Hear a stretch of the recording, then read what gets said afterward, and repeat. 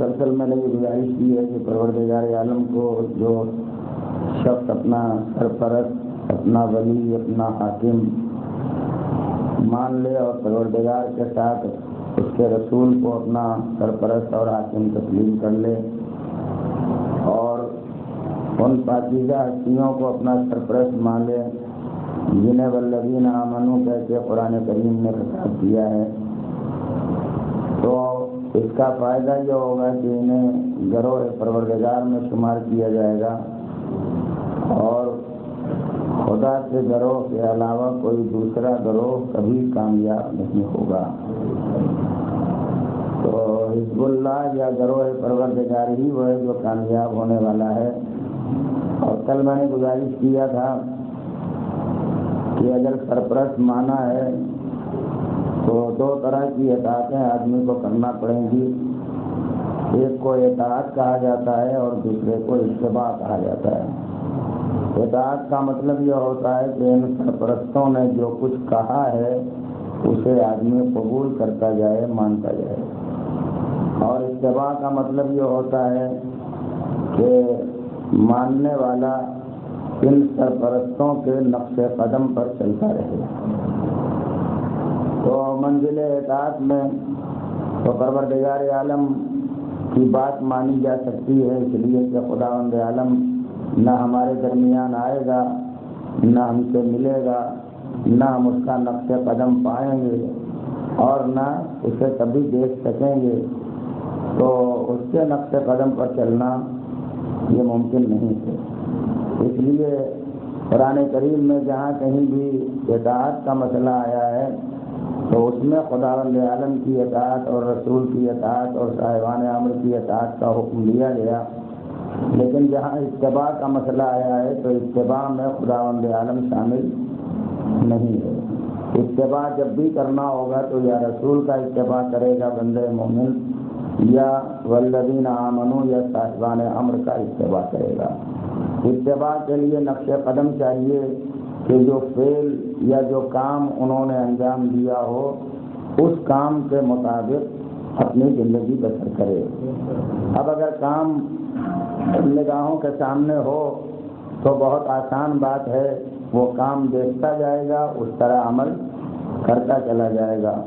لیکن ہماری اور بالخصوص ہمارے اس زمانے کی پریشانی یہ ہے کہ ہم ایسے دور میں پیدا ہوئے ہیں کہ جب پیغمبر اسلام ہماری نگاہوں کے سامنے نہیں ہے، تو حضور کا نقش قدم ظاہری طور پر ہمیں نہیں مل سکتا ہے۔ اس لیے اب اگر اتباع کرنا ہو تو کیا کریں؟ تو دوسرا راستہ، جو لوگ دور پیغمبر کے فوراً بعد موجود تھے ان کے سامنے پاک و پاکیزہ نقش اہل بیت طاہرین موجود تھا، لہذا وہ ان کے نقش قدم پہ چلتے تھے اور کامیاب ہو رہے تھے، انہیں حزب اللہ اور اللہ کا گروہ شمار کیا جاتا تھا۔ دلیل یہ ہے کہ حضور ختمی مرتبت جناب محمد مصطفیٰ صلی اللہ علیہ وسلم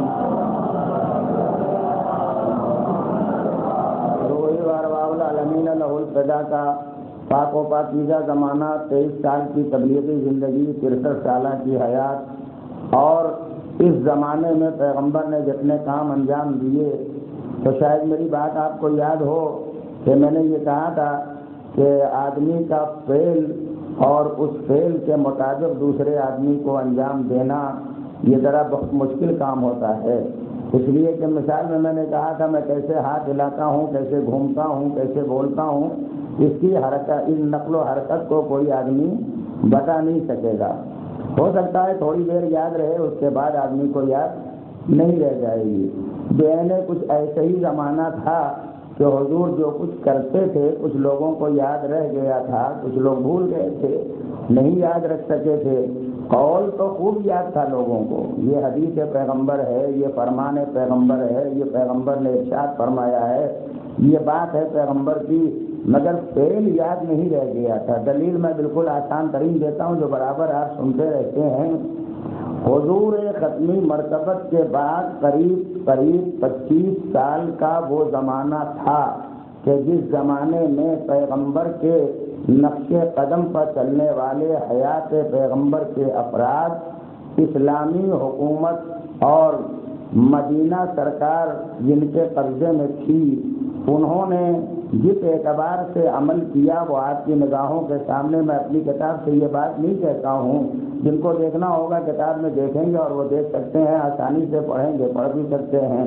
25 سال تک میرا اور آپ کا مولا خاموشی کی زندگی بسر کرتا رہا، گھر میں رہا، قرآن کریم جمع کرتا رہا، مولا پیغمبر کے فقروں کی حفاظت کرتا رہا، سیرت و سنت و اتباع پیغمبر کو محفوظ کرتا رہا، جو محافظ قرآن تھا وہ قرآن مجید کو بچاتا رہا۔ اور اتنے زمانے کے بعد جب ایک دفعہ پیغمبر کا یہ جانشین ظاہری طور پر تخت حکومت پر آیا اور اقتدار سنبھال کے پہلی بار مسجد پیغمبر میں نماز ادا کرنے کے لیے گیا، تو آپ بالکل محسوس کریں کہ کسی کا فعل کیسے بچایا جاتا ہے، کسی کے نقش قدم کو کیسے محفوظ کیا جاتا ہے، کسی کے فعل کی حفاظت کیسے کی جاتی ہے۔ آیا میرا مولا، نماز ادا کرنا شروع کی، نماز ہو گئی، پڑھنے والوں نے پیچھے نماز پڑھ لی، ختم ہو چکی نماز، تو یہ سارا مجمع بیک زبان کہتا ہے آج ویسے نماز پڑھی ہے جیسے سمجھا لوگوں نے نبی کھڑے ہیں۔ علی جب جھکے تو سمجھے لوگ کہ نبی جھک رہے ہیں، علی جب رکوع میں آئے تو پتا چلا کہ نبی رکوع میں جا رہے ہیں، علی نے جب سجدہ کیا تب لوگوں کو اندازہ ہوا کہ یہ نبی جیسا سجدہ ہے۔ اس کا مطلب یہ ہے کہ میرا مولا تنہا ذات کا نام نہیں ہے، آئین ہے، کردار و سیرت پیغمبر کا اتنا جلی نمونہ ہے، اتنا روشن نمونہ ہے کہ پیغمبر اگر نگاہوں کے سامنے نہ رہے تو نقش قدم امامت دیکھتے چلے جاؤ، رسالت کا پتہ چلتا رہے گا، رسول کا اندازہ ہوتا رہے گا۔ تو نماز ویسے پڑھی، اسی انداز سے پڑھی، قابل مدح و ستائش ہے مولا کی یہ حیات اور پاکیزہ زندگی، جس میں مجمع وہی ہے جو 25 سال مسلسل نماز پڑھ رہا تھا، لیکن اس میں کوئی ایسا نہیں ہے جو بے نمازی رہا ہو۔ 25 سال جب میرا مولا خاموش تھا تب بھی یہ سب نماز پڑھ رہے تھے۔ تو جس نے پہلے بعد رسالت نماز پڑھائی اس کے لیے کیوں نہیں سند دے دیا کہ ویسے پڑھی جیسے رسول کے ساتھ پڑھتے تھے؟ یہ کوئی سند کسی کتاب میں، چھوٹی سے چھوٹی معمولی سے معمولی تاریخ کی کتاب میں یہ سند نہیں ملتی ہے۔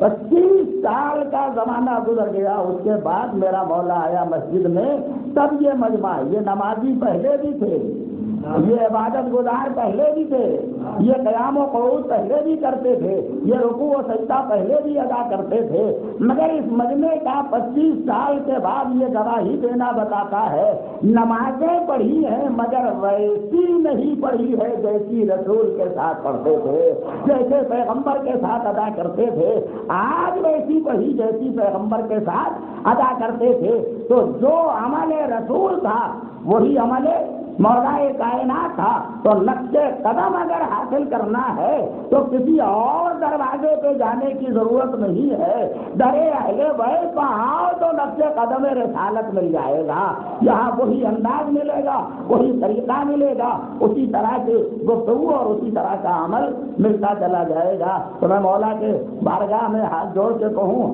مولا یقیناً آپ نے پیغمبر کے طریقۂ نماز، طریقۂ عمل، زندگی کے گزارنے کے تمام طریقوں کو محفوظ کیا ہے، تو آپ کر سکتے ہیں، اس لیے کہ آپ بھی معصوم اور پیغمبر بھی معصوم، تو دونوں معصوم ہیں۔ جب تو ایک معصوم کا طریقہ دوسرے معصوم کے طریقے سے مل جائے کوئی بڑی بات نہیں ہے، اس لیے کہ عصمت کا سارا چہرہ پہن کے پیغمبر کا جانشین ہی آیا ہے، تو یہ بھی معصوم ہے وہ بھی معصوم، لہذا دونوں کا کردار بھی ملتا ہے، دونوں کی سیرت بھی ملتی ہے، دونوں کی زندگی بھی ملتی ہے۔ مگر میں کیا کروں کہ ایک دفعہ آپ پہچانے مرد کا لہجہ الگ ہوتا ہے، عورت کا لہجہ، دیکھوں کتنی جلدی تاریخ پر آپ کی نظر پڑتی ہے، مرد کا لہجہ الگ ہوتا ہے، عورت کا لہجہ، مرد بولے تو پہچانی جاتی ہے آواز، عورت کی آواز ہو تو محسوس ہوتی ہے کہ کسی عورت کی آواز ہے، مرد کی آواز نہیں ہے۔ عصمت کا لہجہ الگ ہوتا ہے، غیر معصوم کا لہجہ الگ ہوتا ہے. وہاں طریقے پیغمبر عصمتی، طریقے امامت عصمتی، مگر لہرے یہ گھرانہ ابھی آپ محسوس کریں گے. عورت ایک تو لہجہ الگ، زبان الگ، انداز الگ. پھر عورت اگر کہیں مصیبتوں میں آ جائے تو اس کے بعد تو لہجہ اور بدل جاتا ہے، انداز اور بدل جاتا ہے. مگر نہ جانے اس گھرانے کو پروردگار نے کن کمالات سے نواز دیا تھا اور سرفراز فرمایا تھا. اس گھرانے کی علی کی بیٹی سارے مذاہب میں گرفتار ہو کے جب اسیروں کا قافلہ لے کے جا رہی تھی اور بازار کوفہ و شام میں علی کی بیٹی خطبہ دے رہی تھی تو یہ سارا مجمع کہہ رہا تھا ایسا لگتا ہے علی بول رہے ہیں. معلوم ہوتا ہے علی بول رہے ہیں. اس کا سیدھا مطلب یہ ہے کہ خدا نے اس گھرانے ہی کو نوازا ہے. جو لہجہ مردوں کا ہے وہی لہجہ عورتوں کا ہے، جو کلام مردوں کا ہے وہی کلام عورتوں کا ہے، جو نقش قدم مردوں کا ہے وہی نقش قدم عورتوں کا ہے. اس کو کردار کے سانچے میں پروردگار نے ڈھالا ہے. اور اگر لفظ آپ میری برداشت کر سکے تو میں کہتا ہوں قرآن کوئی اور شے نہیں ہے. بالکل پہنچا سکتا ہوں میں کہ نہیں. قرآن کوئی اور شے، عربی میں آیا ہے نا، اردو میں آیا ہے، گجراتی میں، انگریزی کی زبان میں آیا ہے، عربی میں آیا ہے نا. تو جب عربی میں نازل ہوا قرآن تو عربی تو عرب کے سارے لوگ بولتے ہیں نا. تو یہ عرب کے لوگ جو بولتے ہیں انہی والی زبان ہے قرآن مجید میں. جو بولتے ہیں چرواہے گڑریے یہ سب انہی کی زبان ہے جو قرآن مجید میں آئی. پھر کہاں عربی ہے. اصل میں قرآن کریم کو میرے پروردگار نے جب نازل کرنے کا ارادہ کیا لوح محفوظ کی بلندی سے جبریل امین کے ذریعے وحی الہی کے پیغام کے ساتھ منزل امانت پر پیغمبر کے گھر جب بھیجنا چاہا تو جب پروردگار آواز دیتا ہے زبان عربی ہوگی، عربوں کے درمیان سے یہ زبان لی جائے گی، مگر زبان چرواہوں کی نہیں لی جائے گی، زبان گڑھیوں کی نہیں لی جائے گی، زبان پتھریلے علاقوں کے رہنے والوں کی نہیں لی جائے گی. قدرت نے پورے عرب کو ایک دفعہ کھنگال کے دیکھا کہ یہ ساری زبانیں بولنے والے سب عربی ہیں مگر ان کی زبانیں قابل اعتبار نہیں ہے. تو سارے عرب کی زبانوں کو دیکھا، حجاز ہے ساری زبانوں کو دیکھ کے سمیٹا قدرت نے کہا سارا عرب زبان لینے کے قابل نہیں ہے. سمیٹ کے ایک دفعہ پروردگار عالم مکے کی سرزمین پہ آیا.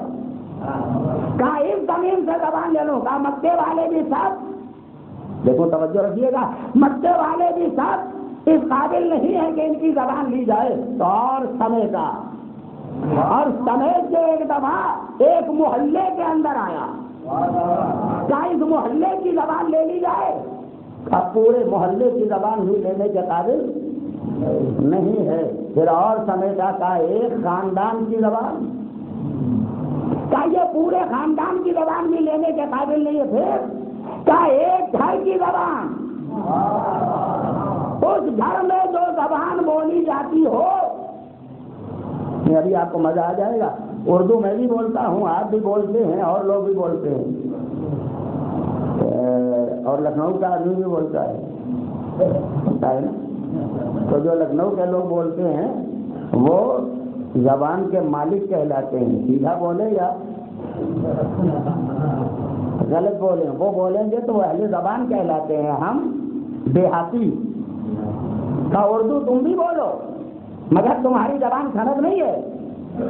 وہ جو لکھنؤ کا آدمی بولے گا اس کی زبان سند ہے. تو یہ بھی اردو وہ بھی اردو. وہ لکھنؤ والے کی زبان کیسے سند ہو گئی؟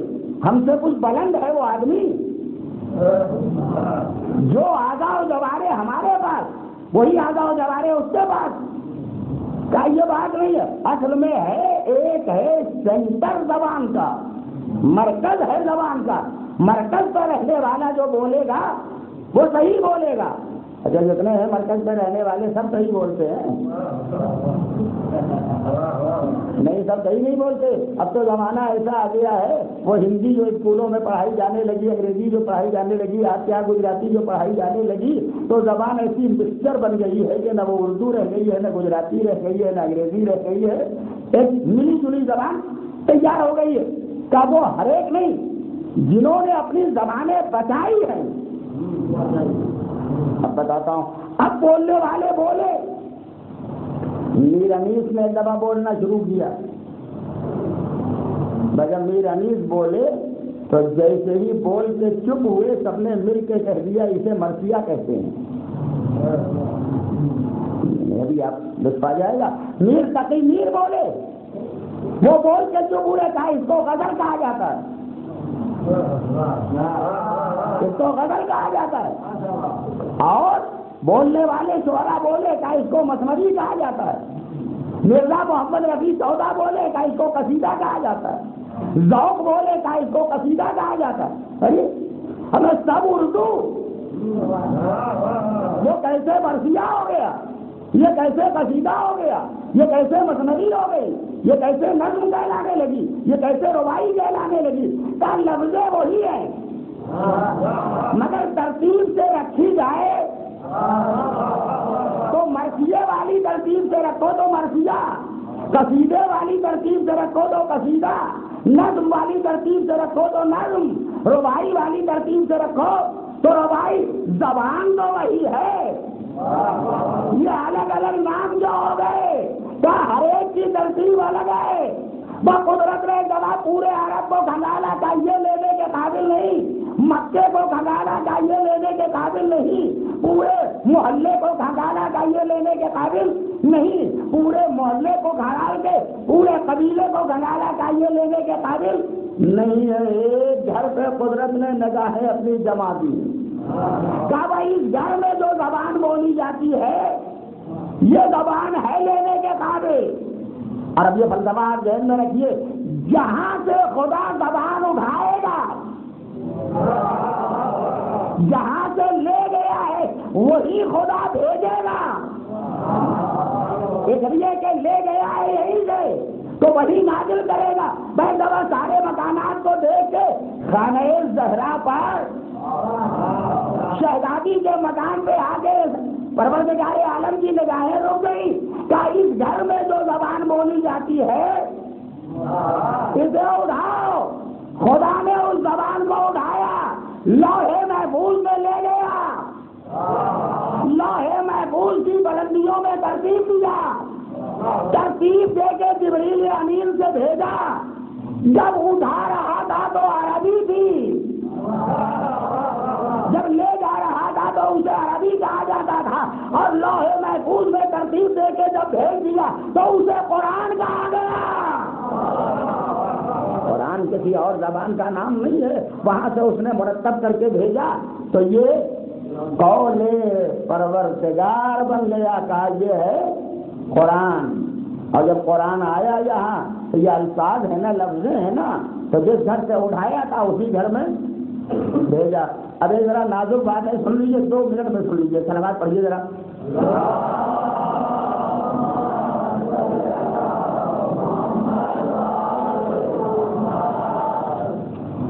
نازل ہوا قرآن پیغمبر کے گھر, سینہ پیغمبر کو اترا. تو آپ نے بہت سنا ہوگا, شہزادی کی ایک کنیز تھی جن کا نام تھا الحمدللہ حفظہ. ان کا نام تھا, کنیز تھی نا شہزادی کی, نسل کے اعتبار سے کنیز تھی. حفظہ ملک حبشہ کی شہزادی کا نام ہے. وہ بادشاہ کی بیٹی تھی, ملک ان کے قبضے میں تھا, مگر اپنا سارا ملک چھوڑ کے شہزادی کے گھر آئی. جلدی سے ایک بات کہہ دوں, اپنے ملک میں تھی تو شہزادی زہرا کے گھر آئی کنیز. اس کا مطلب یہ ہے کہ شہزادی کے گھر کی عظمتیں اتنی ہے کہ دنیا کی شاہی یہاں آ کے کنیزی میں بدل جاتی ہے. کنیز اپنے کو کہلواؤ, یہی فخر ہے.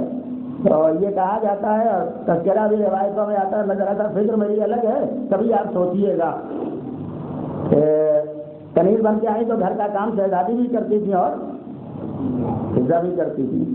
راویوں نے بہت بڑا دھوکہ دیا ہے، لکھنے والوں نے، بیان کرنے والوں نے، اور ہم بھی خوش ہو کے سن لیتے ہیں، پڑھ بھی لیتے ہیں.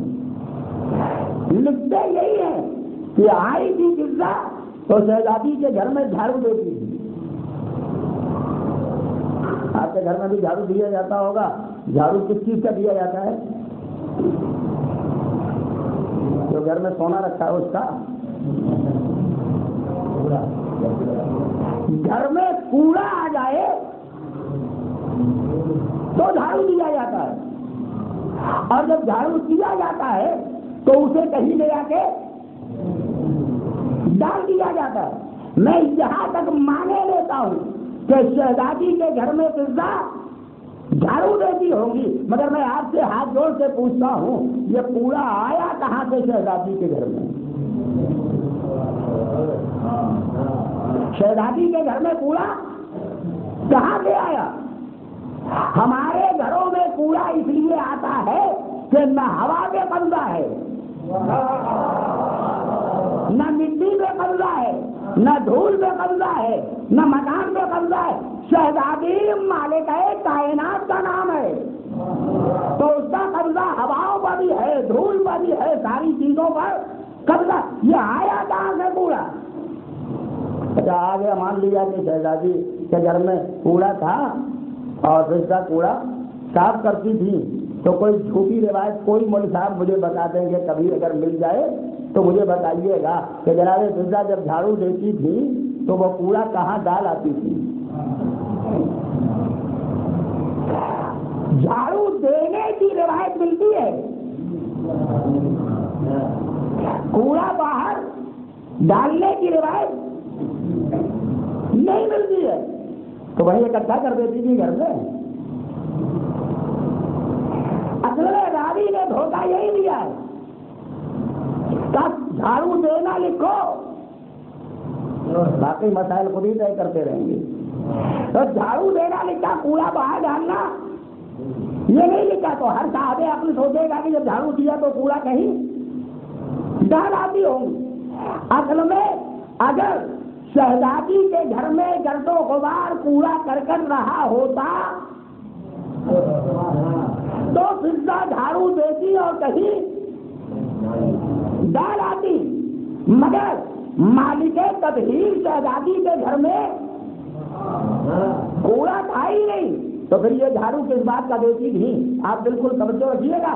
کوڑا نہیں تھا تو جھاڑو کس بات کا دیتی تھی؟ جھاڑو دیتی تھی اصل میں زہرا کا گھر زہرا کا گھر نہیں تھا، منزل وحی پروردگار تھا.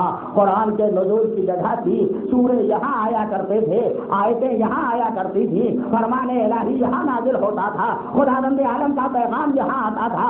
فضا نے اپنی دوربین نگاہوں سے حبشہ میں شہزادی کی زندگی گزار کے دیکھا تھا. ایسا گھر چاہیے، ایسا مکان چاہیے، ایسی جگہ چاہیے، ایسی ملکہ چاہیے، ایسی شہزادی چاہیے کہ اگر اس گھر میں چلی جاؤ تو میرا خانہ دل اتنا دولت مند ہو جائے کہ میری کوئی مثال نہ مل سکے. آئی زہرا کے گھر تو جھاڑو دیا، مان لیا میں نے، مگر جھاڑو کوڑے کا نہیں دیتی تھی. شہزادی کی نگاہ نے دیکھ لیا تھا، فضا کی نظروں نے، کہ یہ زہرا کا گھر نہیں ہے، کسی کونے میں سورہ پڑا ہے، کسی گوشے میں آیت پڑی ہے، کہیں قرآن کا فرمان پڑا ہے، کہیں آیت الہی کا نزول. پورا مکان منزل وحی قرآنی ہے. یہ جو فضا جھاڑو دیتی تھی یہ آیتیں اکٹھا کر رہی ہے، یہ سورے اکٹھا کر رہے ہیں، یہ فرمان الہی اکٹھا کر رہی ہے، اکٹھا کر کے خانہ دل میں جمع کر لیا. اسی لیے جب زہرا کے گھر سے نکلی تو پوری زندگی گزار دی، سوائے قرآن کے کبھی کلام نہیں کیا. جب بولی کلام خدا میں بولی، قرآن مجید کے لہجے میں بولی. صلوات پڑھ گئے محمد اور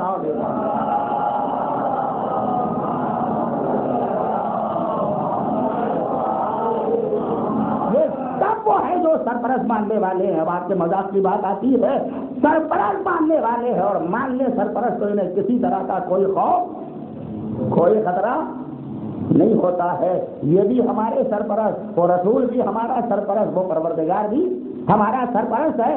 تو جس کا سرپرست اور نگراں پروردگار ہو جائے,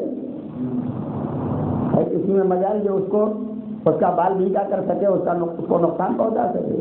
ہمیں تاریخ میں آج بھی مثال موجود ہے, بلال نے دل لگا کے خدا اور رسول کو سرپرست مان لیا تھا. تو نہ امیہ کچھ کر سکا, نہ امیہ کا بیٹا کچھ کر سکا, نہ امیہ کی زوجہ کچھ کر سکی, نہ سب کے سب مخالف ہو کے کچھ کر سکے. بات آ گئی ہے تو سنیے, شاید آپ کے قید کی ہو. بلال حبشی ہے نا, سورہ شکل اچھی تھی بلال کی, کتاب میں پڑھیے گا, میں نہیں آگے تو اس طرح کروں گا. جیسی شکل و صورت پروردگار نے بنائی تھی وہ کتابوں میں آپ پڑھ لیجیے گا. مگر جب پیغام پیغمبر اسلام وحدانیت اور کلمہ توحید کا ذہن بلال تک پہنچا تو انہوں نے قبول کر لیا. اور جب قبول کر لیا تب بلال غلام تھے 3 آدمیوں کے, امیہ کے بھی غلام, امیہ کی بیوی کے بھی غلام اور امیہ کے بیٹے کے بھی غلام. 3 افراد کی غلامی میں بلال تھے اور دین مان لیا. امیہ نے پریشان کیا, اس کی زوجہ نے پریشان کیا, بیٹے نے تکلیفوں میں رکھا. آخری لفظ کہتا ہوں اس سلسلے کا, اتنا پریشان کیا تھا, عرب کی چلچلاتی ہوئی دھوپ میں گرم پتھر پر بلال کے جسم سے لباس اتار کے انہیں سینے کے بل لٹا دیا جاتا تھا اور پھر کہا جاتا تھا بلال چھوڑ دو. تو آواز دیتے تھے جسے مان لیا مان لیا. یہ ہے سرپرست ماننا, اس کو کہتے ہیں ولی ماننا, اس کو کہتے ہیں اپنے خدا اور اپنے رسول کو اپنا نگراں اور محافظ مان لینا. اور آخری لفظ سنیے گا, روغن زیتون آگ کی بلند ترین گرم ترین لپٹوں کے درمیان کھولایا جاتا تھا اور بلال کو اسی میں ڈال دیا گیا. اور جب جسم سے کھال ادھرنے لگتی تھی تب بلال کو نکالا جاتا تھا تو کہا جاتا تھا اب تو چھوڑ دو. یعنی جس کو پروردگار, جس کو سرپرست, جس کو اپنا محافظ, جس کو اپنا نگراں مان لیا ہے, اسے چھوڑنے کے لیے تیار نہیں. پھر کام نہیں چھوڑوں گا. اور حال سنو تاکہ بات وہاں تک پہنچ جائے. بلال جب 3 کے غلام تھے تو کبھی کبھی ایسا ہوتا تھا کہ امیہ بلاتا تھا, یہ بیچارے دوڑے ہوئے. یہی آپ کے سننے کا ہے. جب امیہ کی زوجہ بلاتی تھی یہ بیچارے دوڑے ہوئے. امیہ کا بیٹا بلاتا تھا, یہ دوڑے ہوئے جاتے تھے. یہ مکے کی زندگی ہے تو کبھی کبھی ایسا ہوتا تھا ادھر بھی دوڑے ہوئے چلے جا رہے ہیں, ادھر بھی دوڑے ہوئے چلے جا رہے ہیں, ادھر بھی دوڑے ہوئے چلے جا رہے ہیں. اور ایک دن کلمہ لا الہ الا اللہ کا پڑھنے والا بلال پیغمبر حضور سرور کائنات جناب محمد مصطفیٰ صلی اللہ علیہ وسلم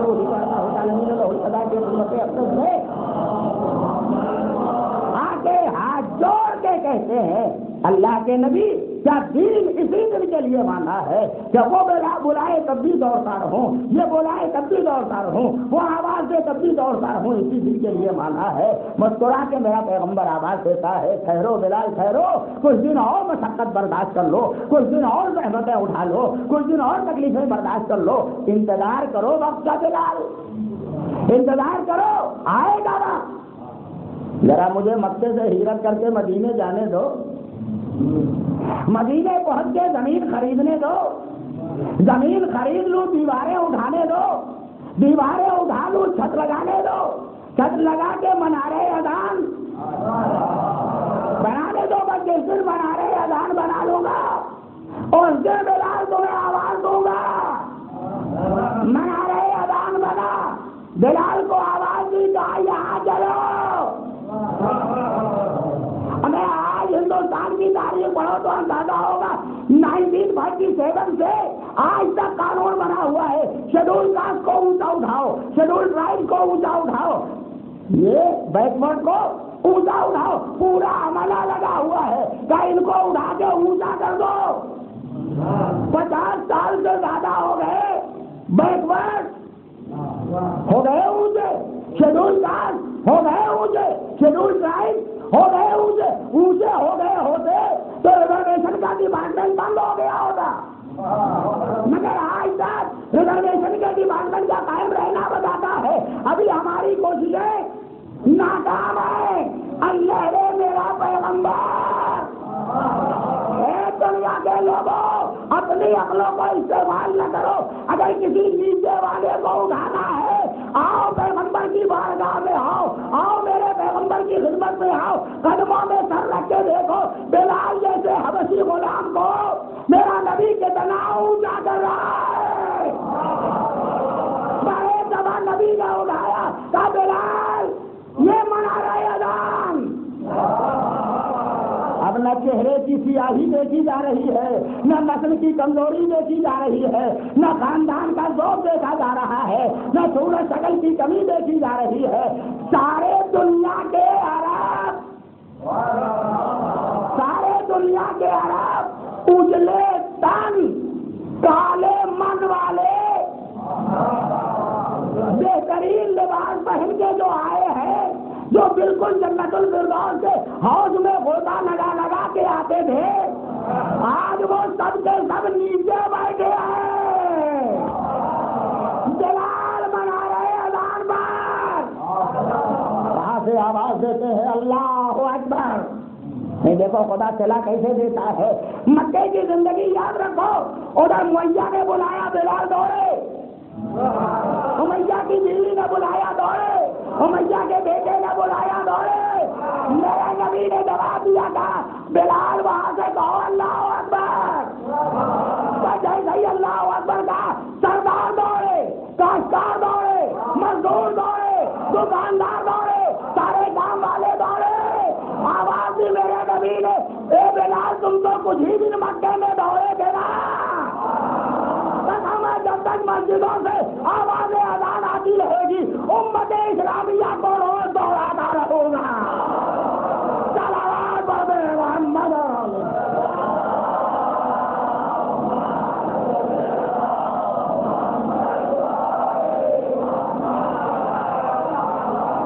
تمہیں دوڑاتا رہوں گا۔ یہ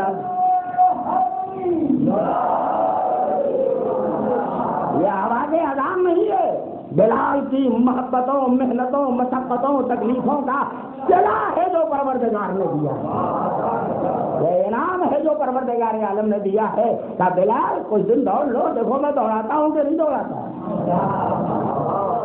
نہ کوئی قوم، نہ کوئی قبیلہ، نہ کوئی خاندان، نہ کوئی فرد، نہ بڑا نہ چھوٹا، سب کے ساتھ دوڑتے چلے جا رہے۔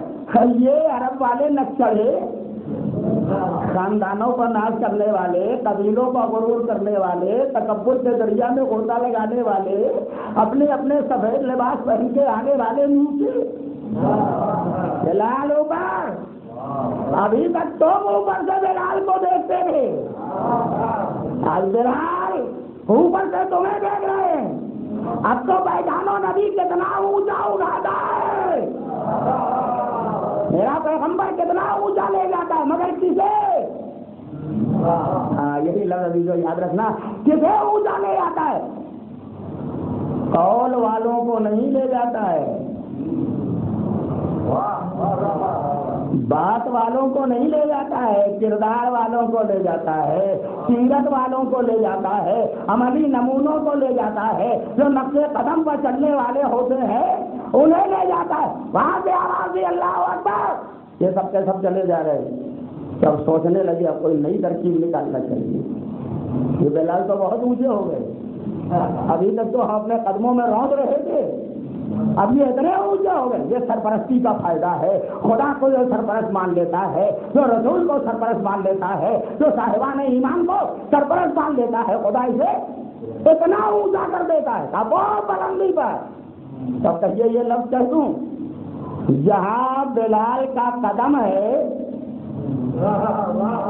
وہاں عرب کے نخوتوں سے بھرے ہوئے عربوں کے سر، یعنی آج بلال اپنے قدموں سے عربوں کا سر کچل کے آواز دیتے ہیں کردار خراب رہے گا تو ہمیشہ کچلے جاؤ گے، اور اگر سیرت بلند رہی تو ہمیشہ بلندی کی جانب بڑھتے چلے جاؤ گے۔ یہ بات درمیان میں آ گئی تھی، میں نے کہہ دیا اپنا فکرہ، مگر ترکیب سوچی کیا کریں، تو بہت اونچے ہو گئے بلال، حبش کا رہنے والا، کل کا غلام، اور آج کا ہمارا اتنا اونچا بلال، اتنا اونچا بلال۔ میں نے ترکیب دیکھا، حضور بڑی پریشانی ہوتی ہے۔ کیا ہوا؟ کیا بلال جب اذان کہتے ہیں، یہ حبش والے ہیں نا زبانی جی، یہ جب بیچارے کہتے ہیں اشہد ان لا الہ الا اللہ، تو اشہد نہیں کسی نہیں ادا ہوتی ہے، تو بھائی ہم سے عزتی محسوس کرتے ہیں ہم عرب، اور ہمارے درمیان یہ اذان کہے یہ کہتا اشہد، اس سے بیچارے سے سین نہیں ادا ہوتی۔ قسم ہے اگر پیغمبر کوئی فقرہ کہہ دیتے تو کبھی سند نہ مانتا میں، مگر جیسے ہی سارے عربوں نے مل کے کہا حضور بلال سے سین نہیں ادا ہوتی ہے، کہتے ہیں سین۔ ٹھہرو ذرا، ٹھہرو، انتظار کرو، وحی الہی آنے دو،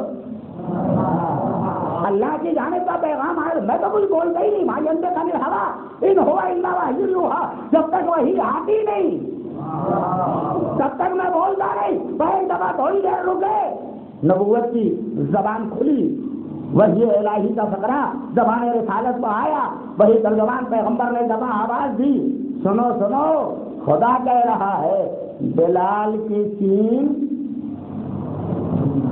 بلال کی سین خدا کے نزدیک شین ہے،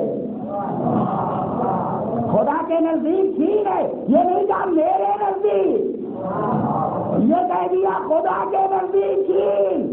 پیغمبر ہاتھ جوڑ کے پوچھوں شین صحیح ہے کہ شین؟ کیا صحیح تو شین ہی ہے، تو یہ غلط والا کیا عظمت خدا اس غلطی کو نہیں دیکھتا ہے؟ وہ دل کے اندر چھپے ہوئے جذبے کو دیکھ رہا ہے۔ عمل کا صلہ خدا دل کے اندر چھپے جذبات کو دیا کرتا ہے۔ کہتے ہیں زبان سے بلال شین، مگر اصلاً کہہ رہے ہیں شین، اس لیے خدا کہتا ہے بلال کی شین میرے نزدیک شین ہے۔ آج جا گئے تھا، اب کیا کریں؟ ایک مسئلہ تھا قول کا، دیکھیں دونوں کی سند مل گئی نا، جو کام بلال نے کیا وہ بھی سند، جو کہہ رہے ہیں وہ بھی سند، سرپرستی مان لو تو دونوں کا فائدہ، ہماری بات بھی سند ہو جائے اور ہمارا فعل بھی سند ہو جائے، مگر سرپرستی ماننا پڑے گی۔ اب ایک بات ذرا توجہ سے سن لیجیے، اتنے دن سے سن رہے ہیں نا، ابھی تک میں نے کوئی تبلیغ کی ایک بات بھی نہیں پڑھی، آج پڑھ دیتا ہوں، سن لیجیے ذرا مل کے، چاہے گردن جھکا کے سنیے، چاہے دل پر پتھر رکھ کے سنیے، چاہے پریشان ہو کے سنیے، مگر آج سننا پڑے گا۔ ایک صلوات پڑھیے ذرا۔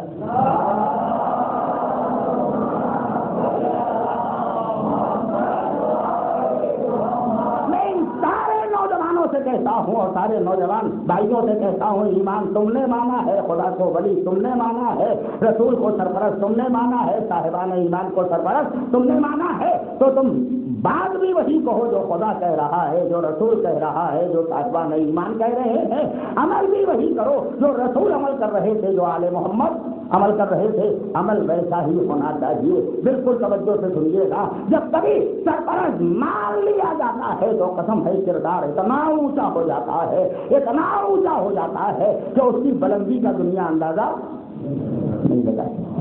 سنو، ہمارے یہاں ایک عالم دین گزرے ہیں جن کا نام ہے شیخ مرتضی انصاری، اور یہ بالکل واقعہ ذہن میں رہے، شیخ مرتضی انصاری عالم دین، ان کی کتاب لکھی ہوئی جب تک کوئی مجتہد پڑھ نہیں لیتا مجتہد بنتا نہیں۔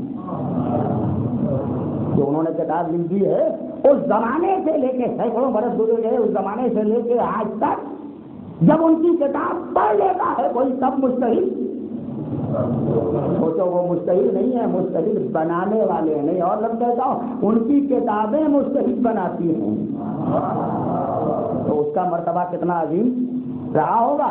وہ عالم دین گزرے ہیں، جب تک ان کے استاد زندہ تھے وہ مر جاتے مسائل بیان کرتے تھے، لوگ سنتے تھے. جب ان کے استاد کا انتقال ہو گیا تو ان کے درس میں آنے والے ہزاروں طالب علم انہوں نے ہاتھ جوڑ جوڑ کے کہا حضور آپ نے مسائل بیان کیجیے، ہم تکلیف کریں گے، ہم مسئلہ مان لیں گے. تو وہ ہاتھ جوڑ کے کہتے تھے بھائی بہت سے متقی ہیں، بڑے پرہیزگار ہیں، بڑے ظاہر لوگ ہیں، بڑے پڑھے لکھے لوگ ہیں، کسی اور کی بات مان لو، جا کے اسی بات کو اقرار کرو، مجھے پڑھانے دو، میں پڑھاتا رہوں گا، تم سنتے رہو. بہت عاجز کیا تو عاجز آ کے کہا، ایک ایک لفظ رہ جائے ذہن میں تو عاجز آ کے کہا اگر میرا غیبت میں رہنے والا امام آ کے کہہ دے کہ میں مجتہد ہوں تب میں اپنے مسائل. یہ فرار کا راستہ نکالا تھا شیخ انصاری نے، اس لیے کہ جانتے تھے میرا مولا کیوں آئے گا غیبت کے پردے سے یہ کہنے کے لیے کہ میں مجتہد ہوں، لہذا میں بچا رہوں گا. تو ایک دن درس کہہ رہے تھے، دوران درس انہیں ہزاروں آدمیوں کے بیچ سے ایک شخص اٹھا، کیا حضور ایک مسئلہ ہے. کہاں پوچھو. مسئلہ یہ ہے کہ اگر اب یہ دھیمے دھیمے اس لیے کہتا ہوں کہ رہ جائے ذہن میں، اگر کسی عورت کا شوہر مت ہو جائے، مت کی تشریح کروں گا، مت ہو جائے تو اس عورت کے لیے شریعت کا حکم کیا ہے. مت ہونے کا مطلب یہ ہوتا ہے کہ وہ آدمی نہ رہ جائے جانور ہو جائے، آدمی نہ رہ جائے اینٹ پتھر ہو جائے. تو اس عورت کے لیے شرعی حکم کیا ہے؟ میرے نوجوانوں بالکل ذہن میں رکھنا، کیا حکم ہے اس کے لیے. سوال سنا، گردن جھکائی اور گردن جھکا کے جب دفعہ بلند کیا تو آواز دی پورا قرآن میں نے اتنی دیر میں پڑھ لیا مگر کہیں قرآن میں اس کا ظاہری جواب نہیں ہے. قسم ہے کہ میرا عالم دین یہ کہہ رہا تھا گردن جھکائی میں نے پورا قرآن، میں نے ابھی آپ ذہن میں رکھیے، میں نے گردن جھکا کے پورا قرآن پڑھ لیا، اس مسئلے کا کوئی ظاہری جواب نہیں ہے. اگر باب مدینۃ العلم سے علم کی بھیک لینے والا شیخ انصاری گردن جھکا کے یہ کہہ سکتے ہیں جو بھائی گردن میں نے پورا قرآن پڑھ لیا، تو اس کا مولا اگر رکعت میں پاؤں ڈالتے ہوئے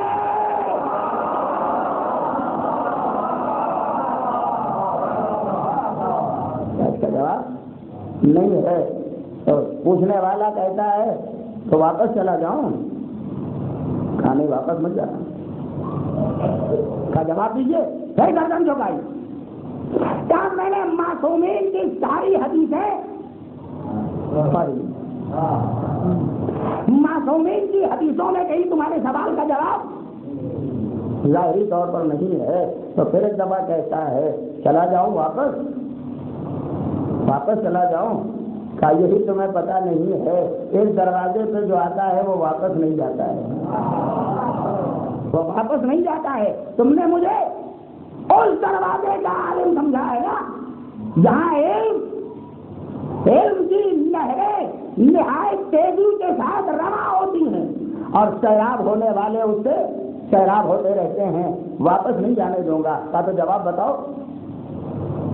کا یہ دو لفظیں اس لیے نہیں ہیں کہ قرآن کھول کے مت جواب ڈھونڈنا، حدیثوں کو پڑھ کے جواب مت تلاش کرنا، مگر جتنا میں کہہ رہا ہوں قرآن کی تفسیر پڑھو گے تو یہ جواب مل جائے گا، حدیثوں کی تشریح پڑھو گے تو یہ جواب مل جائے گا. کا جواب بتائیے، کا جواب سنو. وہ آدمی عورت کا شوہر بدلا ہوگا تو یا جاندار ہوگا یا بے جان، جاندار ہوگا یا بے جان. حیوان بن گیا ہو جاندار ہے، اینٹ پتھر بن گیا ہو بے جان ہے. جواب سنو. آواز دی کہا اگر جاندار میں بدل گیا ہے تو عورت کو طلاق کا عدہ رکھنا چاہیے، اور اگر بے جان میں بدل گیا ہے تو عورت کو وفات کا عدہ رکھنا چاہیے۔ طلاق کا عدہ رکھے یا وفات کا عدہ؟ کا دلیل بتاؤ۔ کا دلیل یہ ہے کہ جب عورت کو طلاق ہو جاتی ہے تو شوہر زندہ رہتا ہے کہ نہیں؟ کہاں زندہ رہتا ہے؟ جاندار کا جب جاندار ہے تو اسے طلاق رکھ رہی ہے، اور جب عورت کا شوہر مر جائے تو اب بے جان ہو جاتا ہے، لہذا عورت کو اسے وفات رکھنا پڑتا ہے۔ تو یہ جیسے ہی دلیل دی، کھڑے کھڑے آنے والے نے کہا انتل مجتہد، انتل مجتہد، انتل مجتہد، تم مجتہد ہو۔ یہ جھگڑا کہہ کے آنے والا بیٹھ گیا، مگر جتنی دیر وہ یہ جھگڑا کہہ رہا تھا شیخ عالم مراقبہ میں تھے، سارا مجمع محو حیرت تھا۔ جیسے ہی شیخ نے پھر گردن اٹھائی ایک دفعہ آواز دی، وہ آنے والا کہاں چلا گیا؟ اس کو ڈھونڈو۔ جو مجمع بیٹھا ہوا ہے سب کے سب سبق پڑھنے والے، درس لینے والے، کہا ابھی تو یہی تھے، کہا ڈھونڈ کے نکالو۔ باہر نکلے کہیں دکھائی نہیں دیتے، کہا یہاں مجمع میں، کہا نظر نہیں، کب گئے؟ کہا کچھ پتہ نہیں، کدھر چلے گئے؟ کہا کچھ معلوم نہیں، کہا تلاش کر کے نکالو۔ جب اسی مجمع میں تھے تو کہاں چلے گئے؟ کہا حضور ڈھونڈ لیا نظر نہیں آتے۔ بتائیے وہ کون تھے؟ یہ مجمع پوچھ رہا ہے شیخ سے کون تھے؟ تو شیخ نے مسکرا کے آواز دی، نہیں پہچان سکے، نہیں پہچان سکے۔ ہمیں تمہارے مجمع میں اتنی دیر سے بیٹھنے والا بیٹھا تھا، تب تم نہیں پہچان سکے، کہا بتائیے کون تھے؟ کہا وہی غیبت کے پردے سے آنے والا، تو وہ اسی مجمع میں رہتے ہیں۔ میں بھی جو خطرہ کہتا ہوں وہ رہتے ہیں ہمارے ہی مجمع میں، ہم پہچان نہیں پاتے، ہم ان سے غافل ہو جائیں تو ہو جائے مگر وہ ہم سے غافل تو برابر ہماری نگرانی کرتے رہتے ہیں۔ جب یہ منزل گزری تو آپ تو اعلان ہو گیا ہے نا، اب تو آپ مسائل بیان کیجئے۔ کہاں بیان کروں گا؟ ماننے لگے لوگ، مسئلوں پہ عمل کرنے لگے۔ جب یہ واقعہ گزر گیا، ایک دفعہ مبارکباد دینے والے لوگ آئے، شیخ خدا مبارک کرے آپ کا مرتبہ اتنا بلند ہو گیا۔ بھائی یہی ہے جو تبلیغ کے دو ٹکڑے ہیں وہی سنانا چاہتا ہوں۔ ایک دفعہ آواز دی کہ مجھے مت دو مبارکباد، بالکل میں آپ کے حوصلوں کو پہچانتا ہوں، ذہنوں کو جانتا ہوں، کہا مجھے نہ دو مبارکباد۔ پھر کہا جس ماں نے مجھے پالا ہے، جس ماں نے مجھے پالا ہے اس ماں کو مبارکباد دو، نہ اس طرح پالا ہوتا، نہیں مجھے ضائع نہیں جانے دوں گا جی کو خطرہ، نہ اس طرح پالا ہوتا، نہ میں اتنے مرتبے پر پہنچتا۔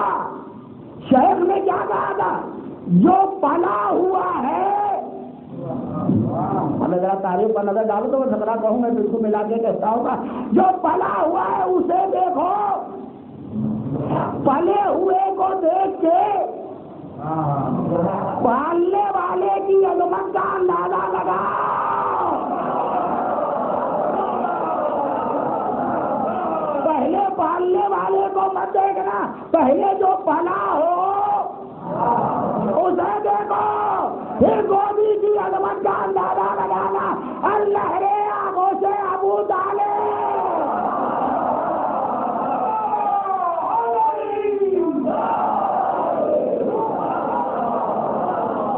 اللہ ابو طالب کی گود، دو کو پالا، دو کو پالا، ایک کو پالا تو رحمت للعالمین، دوسرے کو پالا امیر المومنین۔ دیکھو رسول کو، اندازہ کرو اس کا جو پال رہا ہے، پالنے والا ہے، اس کا اندازہ کرو. یہ پلے ہوئے ہیں نا. اب لفظیں بدلے دیتا ہوں جو برابر آپ سنتے رہتے ہیں. ایک کو پالا پیغمبر، دوسرے کو پالا نہیں. ابھی بالکل نہیں چھوڑوں گا. ایک ہی منزل پر ہو گئے. یہی ایک دفعہ میں نے کہا، اس کے پہلے میں نے کوئی بات نہیں کہی اس سلسلے میں. کہا ایک کو پالا رسول، دوسرے کو پالا امام. آگوں سے ابو طالب کا کمال تو دیکھو. نہیں ابھی نہیں مزہ آئے گا آپ کو. مزہ تب آئے گا جب میں دوسرا فقرہ کہہ دوں. علامہ ابن ابی الحدید معتزلی نے شرح نہج البلاغہ میں مولا کائنات کے فضائل و کمالات کا تذکرہ کرتے ہوئے جب عصبیت و عداوت کے دریا میں ڈوب کے نکلے تو ایک دفعہ فضائل کا تذکرہ کر کے کہتے ہیں اصل میں علی میں کمال تو سب تھا، کمال سب تھا، مگر علی کا کمال نہیں تھا. علی کا کمال نہیں تھا. وہ تو رسول کی گود میں پلے. کتنا لکھنا آپ کا کام ہے، پڑھنا ہمارا کام ہے. وہ تو رسول کی گود میں پلے، اس لیے علی علی. ہم نے کہا بھائی یہی رکے اور اس کے آگے بدلی نا، تاکہ ہم بتا دیں. اس کا مطلب یہ ہے کہ گود سے بھی کمال آتا ہے. یہ تو تم نے اقرار کیا ہے نا کہ گود میں پلے تو کمال آتا ہے. علی مان لیتے ہیں آپ کے کہنے سے. نہ مولود کعبہ ہے، نہ غازی ہے، نہ سبسیڈن ہے، نہ بہادر ہے، نہ سوار ہے، نہ ید اللہ ہے، نہ عید اللہ ہے. جو کچھ ہے وہ نبی کی گود کا دیا ہوا. ایک لفظ مجھے بتاؤ، عقیدے نہیں بگاڑتا میں. نبی اونچا ہے کہ امام؟ رسول بلند ہوتا ہے کہ امام؟ رسول. تو نبی نے جسے پالا، نہیں میرے نوجوانوں کو دھیان دینا، نبی نے جسے پالا وہ بنا امام. ابو طالب نے جسے پالا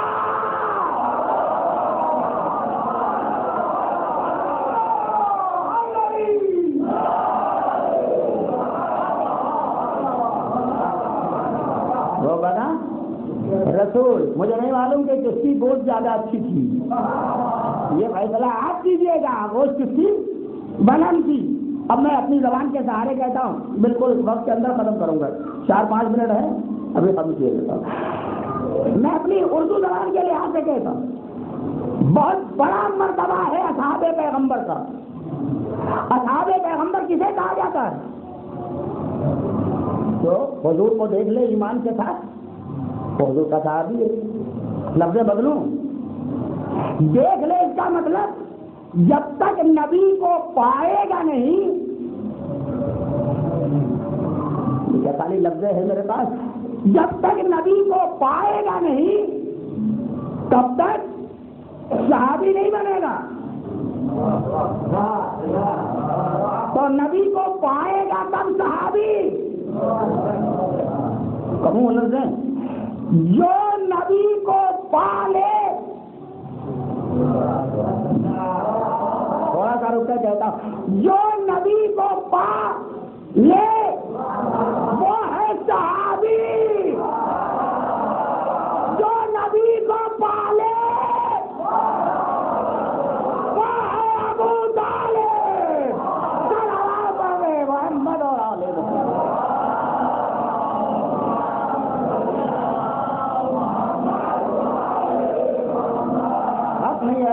وقت نہیں عزیزوں، ورنہ میں یہ بات ذکر کر دیتا. ختم کر رہا ہوں. تو اگر سرفراز مان لے تو اسے نہ موت کا خطرہ ہے، نہ کوئی خوف ہے، نہ کوئی ڈر ہے، نہ کوئی دہشت ہے، نہ اس کے لیے کوئی پریشانی ہے.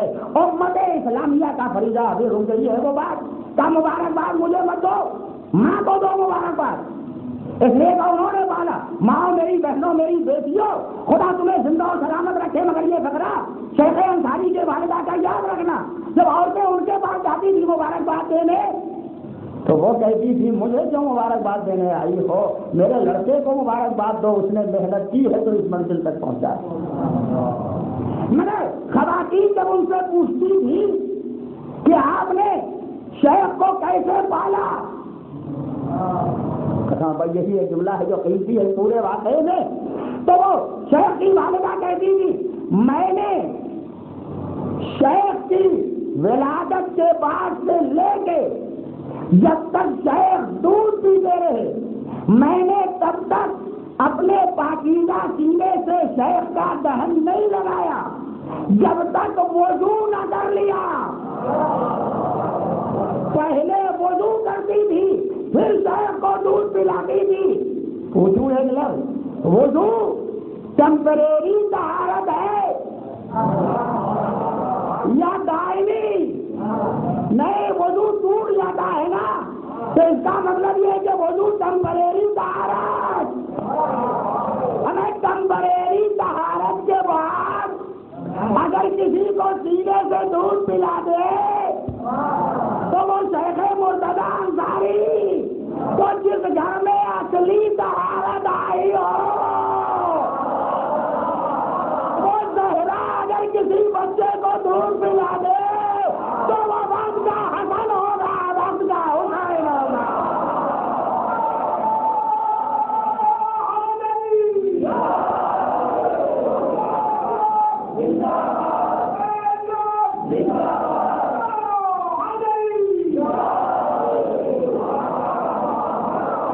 یہ مرحلہ ہے انسان کے سمجھنے کا.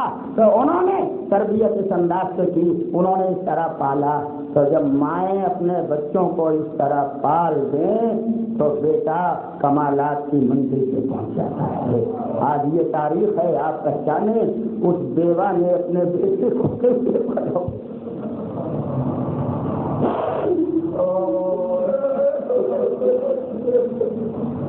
جس کے سر سے تاجدار حیات کا سایہ اڑ گیا ہو, اس نے اپنے بیٹے کو کیسے پروان چڑھایا ہوگا. مگر یہ خدا کو سرپرست مانتا ہے, رسول کو سرپرست مانتا ہے, والذین آمنوا کو سرپرست مانتا ہے. جیسے ہی مارے گئے کربلا گرم ہوا اور حسن کا لال قاسم چچا کے قریب ہے, اجازت دیجیے. تو جب لفظ پوچھا ہے حسین نے, میرے لال تمہاری نگاہ میں موت کیسی ہے؟ ایک جملہ کہا, یا الموت احلی من العسل. کیا موت میری نظر میں شہد سے زیادہ شہد سے زیادہ میٹھی ہے.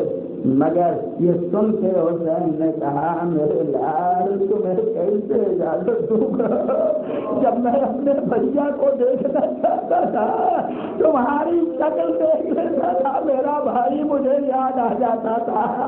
اے میرے لال تم میرے مثالی ہو میرے بھائی جی. جاؤ خیمے میں جاؤ, جو روایتیں آپ سنتے رہتے ہیں میں ان سب کا تذکرہ نہیں کروں گا, وقت بھی نہیں ہے. ایک دفعہ پلٹنے لگے, ماں در خیمہ پہ کھڑی تھی. اثر سنو, جذبہ سنو, حوصلہ سنو. ماں اپنے بیٹے کو پالتی ہے تو کس طرح پالتی ہے. ایک دفعہ آتے ہوئے بیٹے کو دیکھا, میرے لال میں نے تمہیں مقتل میں جانے کے لیے مقتل میں جانے کے لیے بھیجا تھا, تم ادھر کیوں آئے؟ کیا اماں ذرا خیمے کے پاس آنے تو خیمے کے دروازے میں پہنچے. اماں اجازت دیجیے,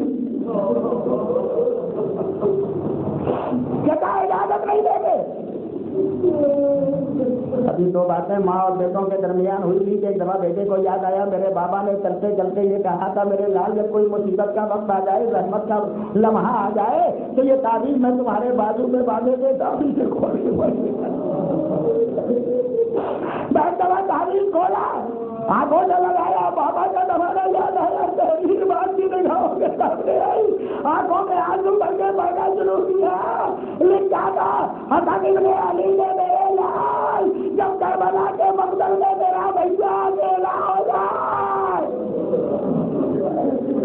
کرنے سے گریز نہ کرنا میرے لال. تعویذ کو پڑھا لیے ہوئے سزا کی خدمت میں آئے. سزا کیا ہے میرے لال؟